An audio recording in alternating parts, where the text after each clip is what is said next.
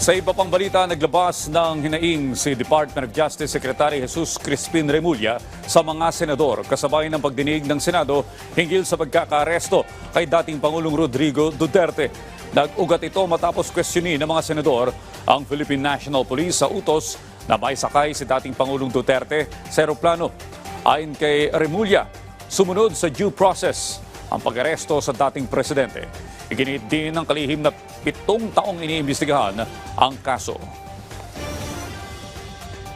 Kasi ang due process po rito, yung sa issuing body, yung nag-issue po na warrant of arrest if they observe due process. Ang alam po natin, 7 taon pong inimbestigahan itong kasong to, nagbigay po ng notice to sa mga kinauukulan na maaari nilang kasuhan.